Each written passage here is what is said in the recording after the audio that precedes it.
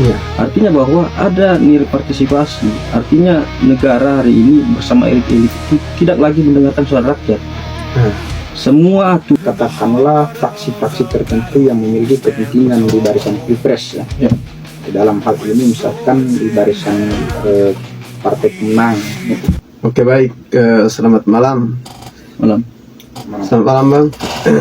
Jadi kembali lagi dengan kami ngobrol malam. Ya. Pada malam hari ini kami telah mendatangkan narasumber yang hebat. Jadi mungkin satu-satu saya perlu memperkenalkan kedua beliau ini. Jadi yang pertama ada Bung Ancik. Jadi beliau ini adalah salah satu aktivis dan juga beliau ini mahasiswa aktif yang sedang menjalankan program pascasarjana di kampus Universitas Petumpung ya. Ya. Dan juga ada Bung Baldi. Jadi Bung Baldi juga salah satu aktivis hebat juga. Jadi beliau juga sedang melanjutkan pascasarjananya di Universitas Megariski. Baik, selamat datang Bang dan selamat malam. Selamat malam. Baik. Jadi pada malam hari ini kita akan membahas terkait analisis situasi nasional terkait Undang-Undang TNI gitu. Yang menjadi masalahnya itu adalah yang pertama bahwa pembahasan Undang-Undang TNI ini ya, di mana DPR mereka dilakukan dengan tertutup ya. Jadi itu. Dan yang kedua, kekhawatiran tentang potensi regresi demokrasi dan kembalinya difungsi TNI dalam konteks situasi nasional ya. Mungkin yang pertama saya mau tanya dulu Bung Baldi, kira-kira bagaimana pandangan dari Bung Baldi ketika menganalisis dengan situasi sosial Bung ya, begitu. Kira-kira bagaimana pandangan dari Bung Baldi? Ya baik, terima kasih kawan Obed. Selamat malam kawan Ancik, terima kasih juga telah hadir. Saya melihatnya dari berbagai aspek. Pertama itu soal bicara masalah sejarah. Yang kedua bicara soal fenomena kekinian atau situasi demokrasi saat ini. Yang ketiga bagaimana dampak sosialnya. Pertama-tama kalau kita berbicara tentang pembahasan RUU TNI yang sekarang sudah ditetapkan menjadi UTNI, saya melihatnya begini, bahwa perencanaan daripada pembahasan RUU TNI ini sebenarnya inilah perencanaan yang sangat gelap. Kenapa perencanaan sangat gelap? Karena ini sangat tertutup pembahasannya. Jadi tidak dimungkinkan dari sisi aspek pembahasannya itu tidak melibatkan beberapa kelompok sipil ya. Dalam hal ini adalah seperti yang selalu populer di media Tempo ya selama ini. Itu yang diprotes oleh mereka. Nah, pertanyaannya kemudian, apa motif dibalik pembahasan secara gelap ini? Kenapa tidak melibatkan sipil?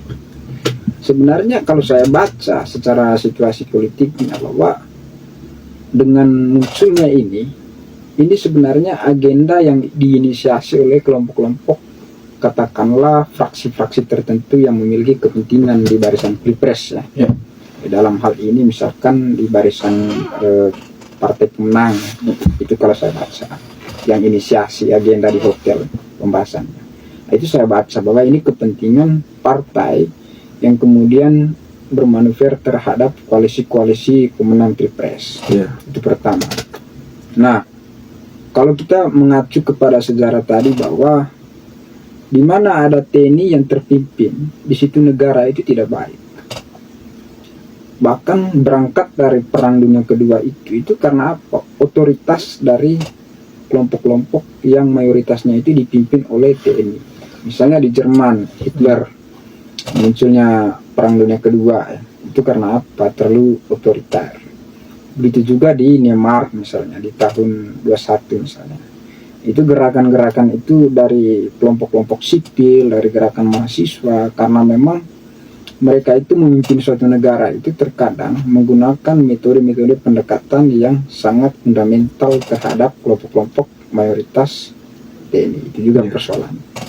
Begitu juga kalau kita melihat dari fenomena seperti di negara Arab. Negara Arab itu banyak aksi protes dari kalangan mahasiswa, dari gerakan masyarakat sipil. Itu karena apa?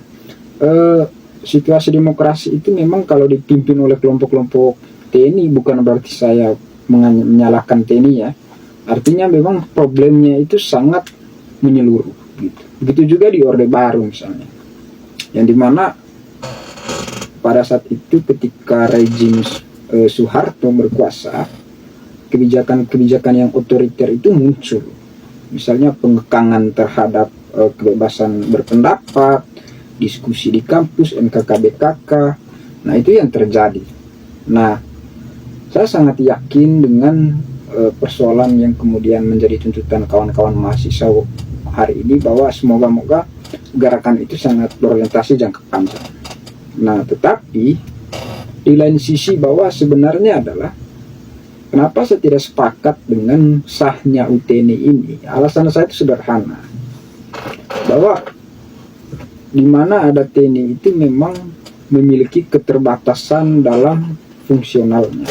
Di negara manapun itu, termasuk di beberapa negara Eropa ya, bahkan di Timur Tengah. Di Indonesia ini yang kemudian TNI itu terlalu masuk ke ranah sipil. Ini persoalannya. Bahkan dalam pasal-pasal UTNI ini saya lihat bahwa yang dimana mendominasi lebih kepada TNI itu harus memperpanjangkan masa pensiunannya. Ini juga menjadi problem. Artinya itu pengisapan terhadap APBN negara kalau saya lihat itu. Kenapa? Karena itu tidak adil. Bagaimana dengan pendidikannya? Bagaimana dengan kesehatannya? Itu kan harus dikaji sebenarnya. Kalau kita mau bicara menyeluruh, Bung Anjik ya. Nah, agenda-agenda UTNI ini sudah disahkan. Artinya itu bahwa situasi kita itu bahwa situasi yang dimana kita merasakan di Orde Baru.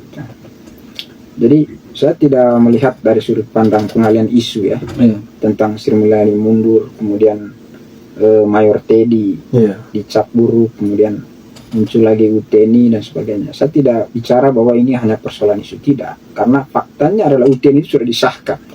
Dan itu keterlibatan kelompok-kelompok elit pada saat ini. Nah, apa dampaknya terhadap demokrasi? Dampaknya itu kalau saya kaji dari aspek demokrasi itu tadi, bahwa memang banyak hal, masalah anggaran, masalah akuntabilitas, itu juga harus dipikirkan oleh negara hari ini. Yang kedua itu soal profesionalisme militer, yang dimana bicara profesionalisme itu bicara soal keseimbangan di antara kelompok-kelompok militer. Bagaimana mempertahankan fungsionalnya sebagai militer itu kelompok penyelamat negara atau tugasnya itu pergi perang. Nah, itu akan menjadi problem nanti ketika masuk ke struktur sosial lebih dalam. Nah, apa juga dampak sosial kemasyarakatan? Misalnya kita melihat bahwa di berbagai daerah itu banyak masyarakat yang belum menerima kehadirannya TNI sebagai kelompok-kelompok yang bisa menyelesaikan suatu masalah, justru membawa suatu masalah. Misalnya bukan saya salahkan TNI, mohon maaf kalau saya salah, tapi karena memang situasinya seperti itu. Di Papua misalnya ada kasus HAM, separatis dan sebagainya, sehingga negara membuat pendekatan terhadap masyarakat itu pakai pendekatan militer. Nah, representasi itu sebenarnya mengganggu konsentrasi masyarakat. Ada gangguan-gangguan secara psikologi, kalau orang bilang itu psikologi sosial. Itu akan trauma terhadap situasi sosial seperti itu. Nah, ini sebenarnya harus dikaji menurut saya itu. Saya kembalikan kepada Bung Ubed. Oke, baik. Terima kasih Bang Bali. Jadi itu tadi analisis atau kajian secara ilmu sosial ya Bang ya, begitu. Kira-kira bagaimana pandangan dari Bung Ancik ya ketika menganalisiskan permasalahan ini menggunakan atau analisis secara Demokrasi ya Bung ya, sisi demokrasi. sisi demokrasi betul. Kira-kira bagaimana pandangan Bung? Oke, baik, terima kasih. Selamat malam untuk kita semua. Yang saya selamat hormati Bung Obed selaku host kita pada malam hari ini, dan juga saya rasa hormat sekali sama Ketua Baldi yang sampai hari ini masih konsisten ya dalam upaya-upaya mengagitasi dan propaganda. Ya. Oke, baik, sebelum saya masuk pada pembahasan, saya sempat terlintas dalam pikiran saya kata-kata the founding father kita Bung Karno. Dia pernah berkata begini, wahai anak-anakku, mungkin perjuangan saya hari ini itu kurang susah karena melawan penjajah, Ya. tetapi perjuangan kalian ke depan itu akan lebih sulit lagi karena melawan bangsa sendiri. Artinya kata-kata the founding father kita itu sudah terbukti hari ini dengan situasi Ya, nasional betul, hari ini. betul. Jadi beberapa hari yang lalu publik Indonesia, pada khususnya di teman-teman akademisi, aktivis, mahasiswa, dan juga senior-senior gerakan kita yang sudah tua, itu digemparkan dengan beberapa regulasi yang katanya dan memang nyatanya itu nil partisipasi terhadap rakyat. Nil partisipasi artinya pembahasan undang-undang RUU TNI kemarin yang sekarang sudah menjadi undang-undang itu sebenarnya di sidang paripurna atau di kantor di DPR RI. Ya. Tetapi kita saksikan secara bersama, tadi sempat sudah disinggung sama host kita Bung Obed bahwa dilakukan di hotel. Ya. Artinya bahwa ada nilai partisipasi. Artinya negara hari ini bersama elit-elit itu tidak lagi mendengarkan suara rakyat. Ya. Semua aturan, semua kebijakan itu terserah dari mereka. Artinya tidak melibatkan kita sebagai elit vital dari demokrasi ini, artinya sebagai sipil.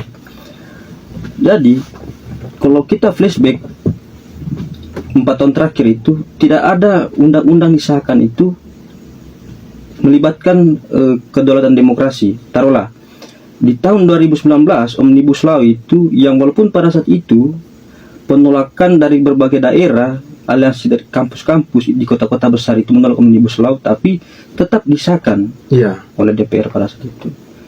Kemudian di tahun 2020 kita digemparkan dengan undang-undang RUKHP yang kemudian pada saat itu juga menuai tolak besar-besaran oleh gerakan-gerakan rakyat, tapi tetap disahkan. Ya. Dan kemudian tiba pasca Covid, kita digemparkan lagi dengan undang-undang perampasan aset dan lain-lain. Banyaklah undang-undang kemudian tidak melibatkan rakyat. Ya.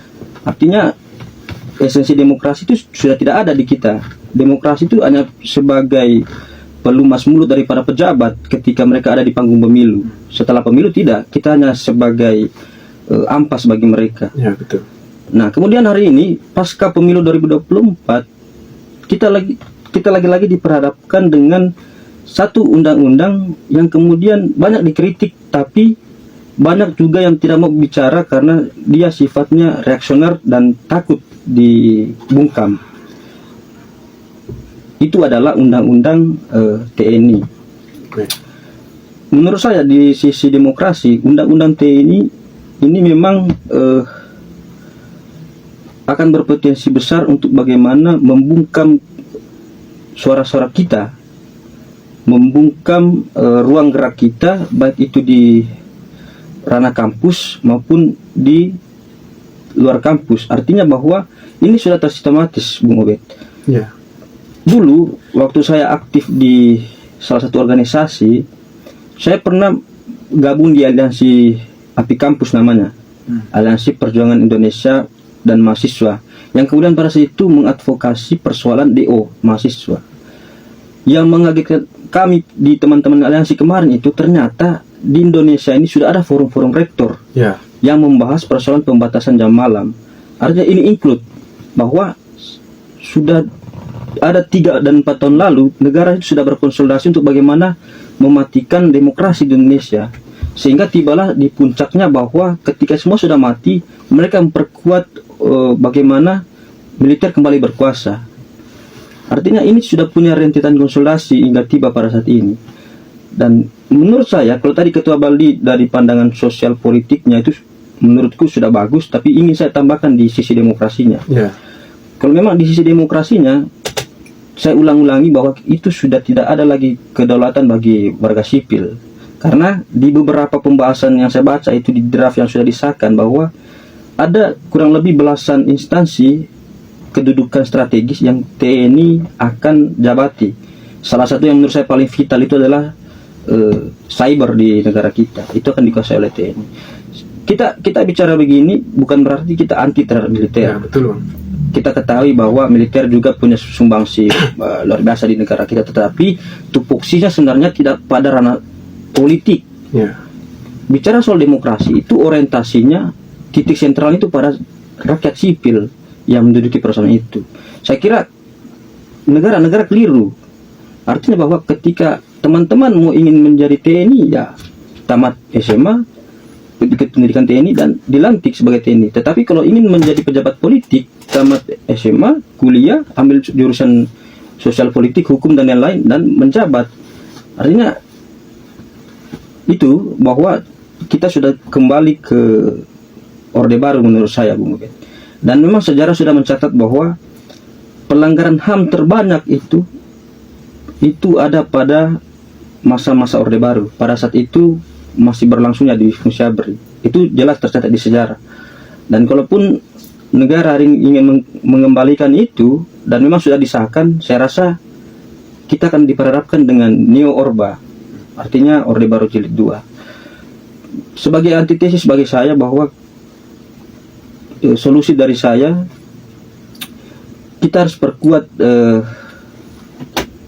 podcast seperti ini dan juga terus melakukan konsultasi dengan teman-teman kita bahwa ada undang-undang yang kemudian ingin mengembalikan marwah Orde Baru. Saya rasa ini masih 50% yang orang tahu.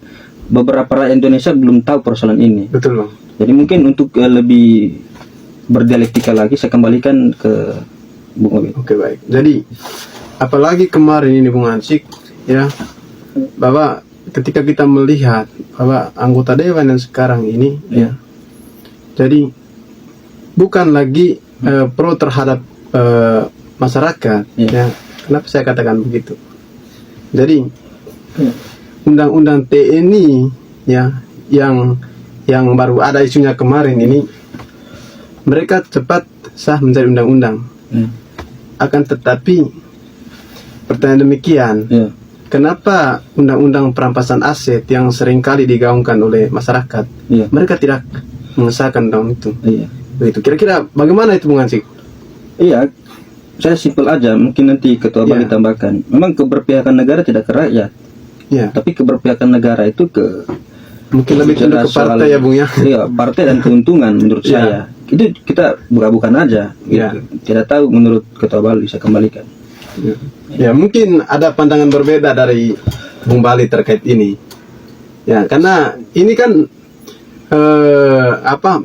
permasalahan baru ini terkait undang-undang TNI ini.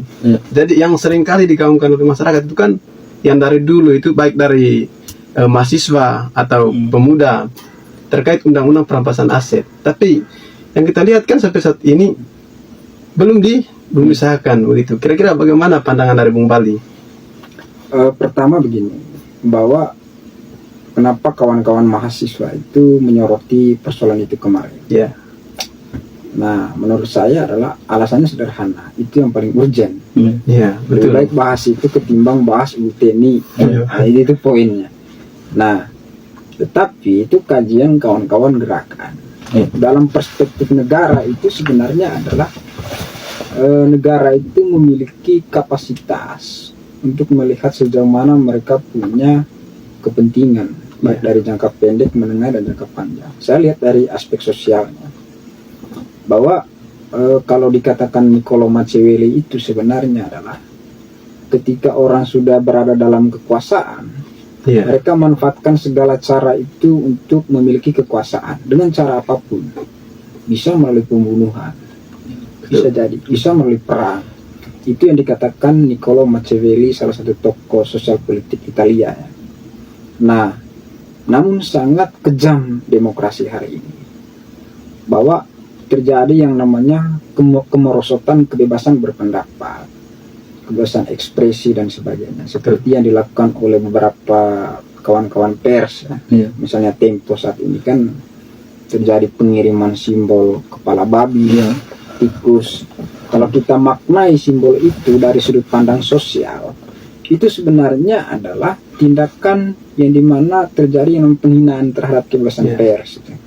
Orang bisa saja bahwa kebebasan pers di media Tempo itu seperti kepala babi, bisa saja maknanya. Bisa juga orang seperti tikus, bisa saja, karena ini soal persepsi pemaknaan terhadap suatu simbol. Nah, bagi saya, kalau misalnya terlalu ekstrim seperti itu demokrasi saat ini, itu tadi ada poinnya sama yang Bung Ancik bilang tadi, bahwa ini kembali kepada Orde Baru, kawan-kawan. Jadi Orde Baru itu sudah jelas ketika kemudian media itu dikekang, gerakan-gerakan aksi massa itu dikekang juga.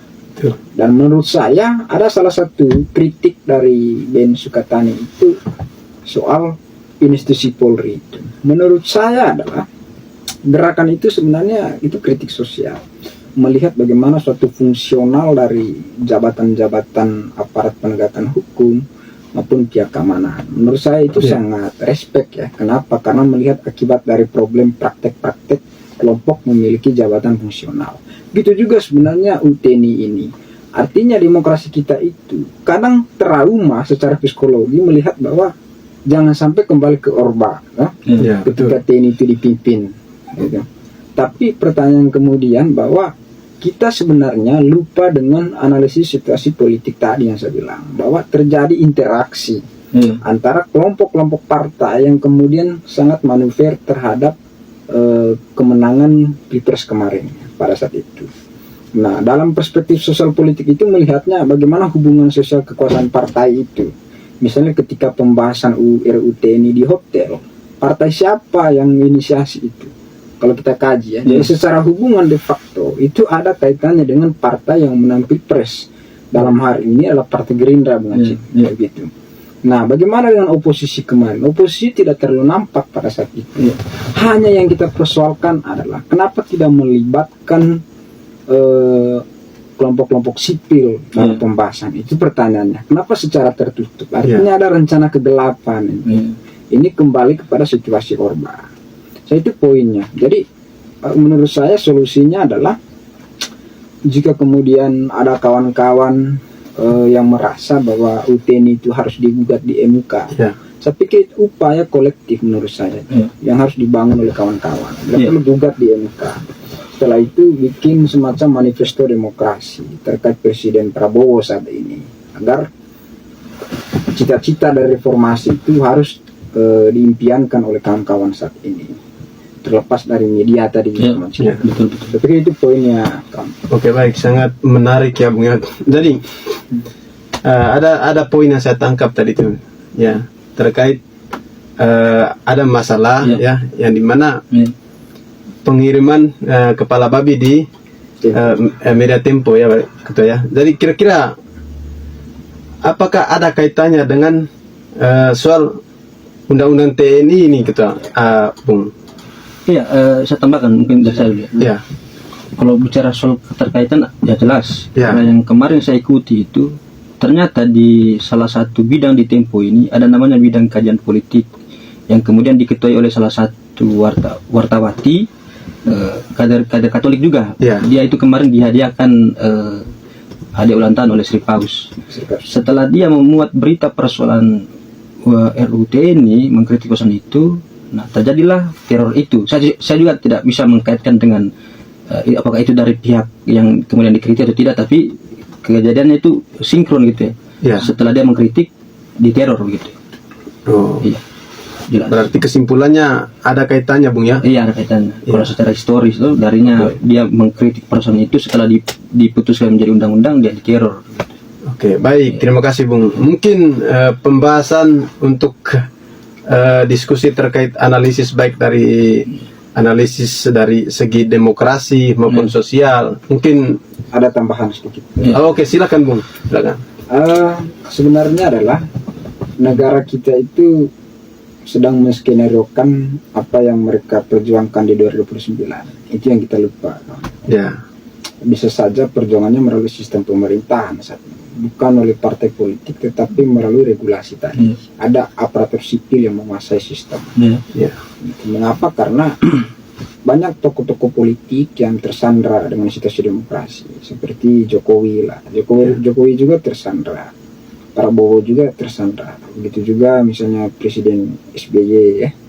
Pada saat itu artinya memang situasi negara ini sedang dilematis karena itu karena faktor kepentingan tadi yang dimana perebutan kekuasaan, itu poinnya. Kalau kita mengacu kepada situasi isu pengalihan isu baru-baru ini kan bagaimana Kementerian Keuangan itu diangkat seolah dia mundur dan sebagainya. Siapa yang tersandra kalau kita lihat itu? Apakah Prabowo? Apakah Jokowi? Apakah SBY atau kelompok oposisi? Begitu. Yang tersandra itulah barisan-barisan yang menang dalam posisi Pilpres kemarin. Misalnya contoh Jokowi itu tersandra. Kenapa? Karena dia memiliki kekuatan politik terhadap misalnya program yang sudah dia buat, IKN misalnya. Jadi Sri Mulyani itu adalah antek asing, anteknya Amerika dan anteknya Cina juga. Rahasianya negara itu ada pada Menteri Keuangan. Gitu. Jadi begitu juga Prabowo. Makanya kenapa kemudian Prabowo juga melihat bahwa saya ini sebenarnya sedang dipermainkan oleh kelompok-kelompok di belakang saya, katakanlah Jokowi misalnya. Itu bisa jadi juga analisis politiknya seperti itu. Nah, tetapi ada poin di balik pengalihan isu ini sebenarnya.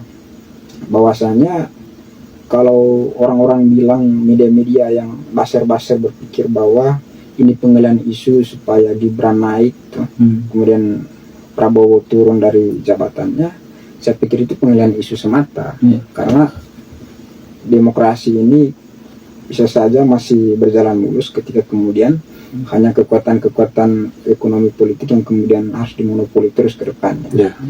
Karena situasi krisisnya berbeda. Tidak ada krisis moneter yang kayak Orde Baru lah. Itu beda dengan situasi sekarang.